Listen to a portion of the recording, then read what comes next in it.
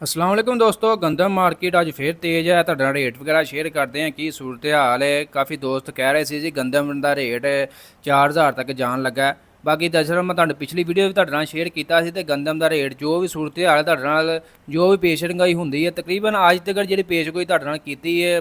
पिछले साल भी की, इस अलावा मूंजी ते भी की, तकरीबन 100% नहीं तो 99% जी करैक्ट चल रही है। तो जिस तरह तुहानूं मैं दस्सिया कि मार्केट तेज़ होएगी तो वही सूरत हाल है, मार्केट तेज़ होई। जिस तरह ही जिमींदार को गंदम खत्म हुई है, जिमींदार ने माल मार्केट दे विच घट लियाउणा शुरू कर दिता है। उस तो बाद गंदम मार्केट भाई नाल ही तेज़ हो गई, क्योंकि मार्केट च जो माल आ जाता ना उदों स्टाकीए को कमीशन शॉप को माल आ जाता है तो नाल जिहड़ा गंदम का किसी भी अजनास का जिहड़ा रेट वध जाता है। माल आ रहा है मार्केट में लेकिन बहुत घट है, कोई जरूरत के मुताबिक ही जो है जरूरत है तो जिमींदार मार्केट से लैके आ रहे हैं। जो रेट थोड़ा जहा बेहतर होंगे तो लैके आ जाए समझदार जो जिमींदार ने।